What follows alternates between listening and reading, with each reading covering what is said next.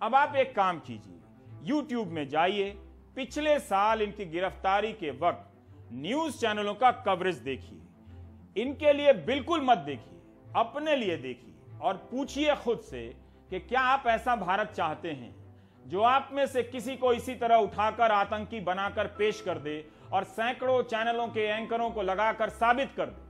आप उनके कार्यक्रमों के सवाल और बातों को सुनिए, फिर से दहशत हो जाएगी कि ऐसा भी हो सकता है, ऐसा ही होता है यहां, और क्या होता है।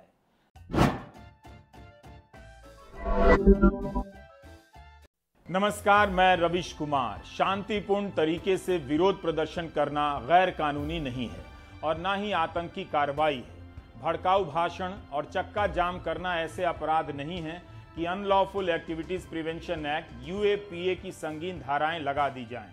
दिल्ली हाईकोर्ट के आदेश का यह सार दिल्ली पुलिस के अलावा उन लोगों के सामने आईने की तरह खड़ा है जो सिर्फ इसी बात के लिए अभियान चला रहे थे कि नागरिकता कानून के विरोधी आतंकी साजिश कर रहे थे।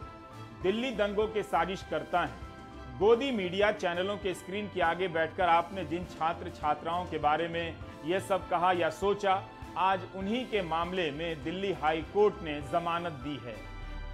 आज दिल्ली हाई कोर्ट ने नताशा नरवाल, देवांगना कालिता और आसिफ इकबाल तन्हा को यूएपीए के मामले में जमानत दे दी है। दिल्ली हाई कोर्ट ने कहा है कि भड़काऊ भाषण और चक्का जाम करना आतंकी कार्रवाई नहीं है। क्या यह बात पुलिस नहीं जानती थी? क्या यह बात गोदी मीडिया नहीं जानता था? इन नौजवानों पर जो बीती है उसकी भरपाई कोई नहीं करेगा। हम जानते हैं कि जमानत मिली है, फैसला नहीं आया है, लेकिन अदालत की कई टिप्पणियां इस बात से भरी पड़ी हैं कि इन पर जो आरोप लगाए गए हैं उनके ठोस साक्ष्य नहीं हैं। जिन धाराओं में गिरफ्तार किया गया है उसके स्पष्ट आरोप भी नहीं है चार्जशीट में। इतनी यातना झेलने के बाद कोई इस तरह मुस्कुराते हुए हवा में हाथ लहरा सकती है, यह बात सभी को समझ नहीं आएगी। उन्हें तो बिल्कुल नहीं, जो ना पहले शर्मिंदा हुए और ना अदालत के फैसले के बाद शर्मिंदा होंगे। यह तस्वीर उस वक्त की है जब नताशा नरवाल अपने पिता महावीर नरवाल के अंतिम संस्कार के बाद तिहाड़ लौटी थी। तिहाड़ के बाहर नताशा नरवाल की यह मुस्कुराती हुई तस्वीर उस दिन के लिए है जब वो आपके सामने होंगी और आपकी नजर नीची होगी। आज के इस दिन को देखने के लिए नताशा के पिता महावीर नरवाल इस दुनिया में नहीं है, जिन्हें अपनी बेटी की बेगुनाही और इंसाफ के सिस्टम पर यकीन था। इसी मई में उनका निधन हो गया। कोविड ने जब उन्हें जकड़ा तो बेटी को उनसे मिलने की जमानत नहीं मिली। उनके निधन के बाद नताशा को जमानत मिली ताकि वह अंतिम संस्कार में शामिल हो सके। नताशा ने ही पिता का अंतिम संस्कार किया। 32 साल की नताशा जानती होगी कि राज्य ऐसी यातनाएं न जाने कितने निर्दोष नागरिकों को देता रहा है। वह भी उन्हीं असंख्य लोगों में से एक है। इस देश में आम नागरिकों को फर्जी मुकदमों में फंसाना जितना आम है उतना दुनिया में शायद ही किसी देश में हो। फर्जी मुकदमों में लोग 20-20 साल तक जेल में रहने के बाद बरी हुए हैं। जमानत देते हुए दिल्ली हाई कोर्ट ने कहा है कि हमें यह कहना पड़ रहा है कि ऐसा लगता है कि असहमति को कुचलने की बेचैनी में राज्य की सोच में प्रदर्शन करने के संवैधानिक अधिकार और आतंकवादी गतिविधियों के बीच अंतर की रेखाएं धुंधली हो गई हैं। अगर इस तरह की सोच को और बढ़ावा मिला तो वह हमारे लोकतंत्र के लिए एक उदास दिन होगा। कोर्ट ने कहा कि शांतिपूर्ण प्रदर्शन एक संवैधानिक अधिकार है, गैर कानूनी नहीं है।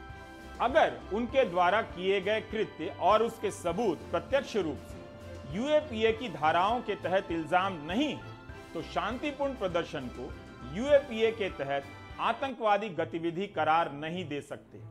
पिछले साल सितंबर में जब दिल्ली पुलिस ने 17,500 पन्नों की चार्जशीट दायर की थी, तब कहा था कि चक्का जाम लोकतांत्रिक नहीं है।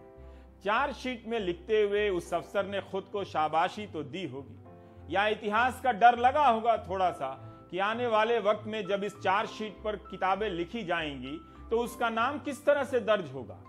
दरअसल उसने इतना नहीं सोचा होगा।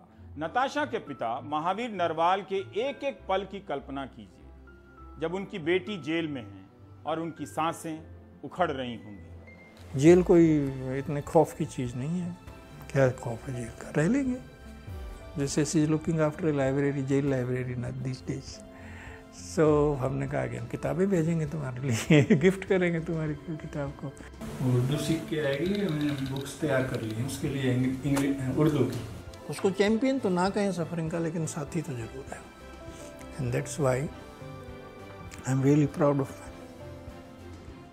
महावीर नरवाल को याद किए बगैर नताशा नरवाल की कोई कहानी पूरी नहीं हो सकती, न जेल की न बेल की। कारवाए मोहब्बत ने उन पर यह डॉक्यूमेंट्री ना बनाई होती तो आपके सामने ऐसा अद्भुत पिता होता ही नहीं, उनकी कहानी भी गायब कर दी जाती।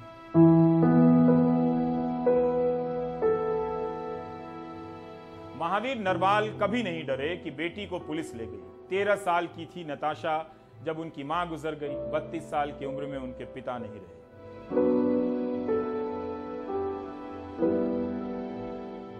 अपनी बेटी के साथ किस तरह कोई खड़ा हो सकता है, यह उन पिताओं के लिए आश्चर्यजनक है जो नताशा की कहानी देखकर अपनी बेटियों को रोकने की प्लानिंग कर रहे होंगे कि तुम्हें ज्यादा बोलने की जरूरत नहीं है। उन्हें खुद से पहले यह पूछना चाहिए कि क्या उन्हें ऐसा सिस्टम चाहिए। नहीं चाहिए तो उन्होंने ऐसी कहानी के सामने आने पर क्या किया।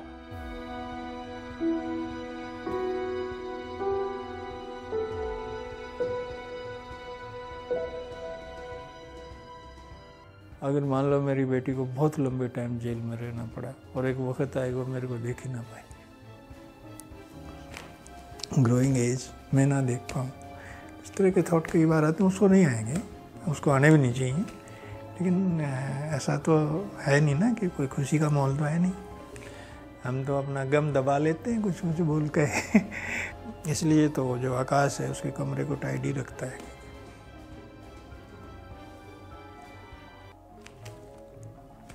जब वो आएगी तो उसका कमरा ठीक ठाक मिलना चाहिए।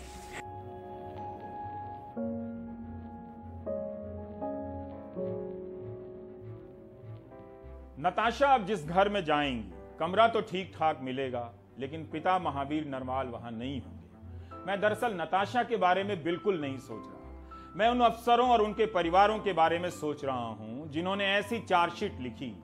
काश मैं आज की एंकरिंग उनके घर से कर रहा होता, उनके परिवार के साथ बैठा होता और आपको दिखाता कि ऐसे लोग भी कम खुशहाल नहीं होते हैं। हम आप जैसे लोग अदालत की जिन टिप्पणियों को लेकर लोकतंत्र और उम्मीद का जश्न मनाते हैं, दरअसल ऐसे अफसरों को कोई फर्क नहीं पड़ता है। हमें तो यह भी नहीं पता कि इस फैसले के बाद डाइनिंग टेबल पर उनके बच्चे उनसे क्या सवाल करेंगे।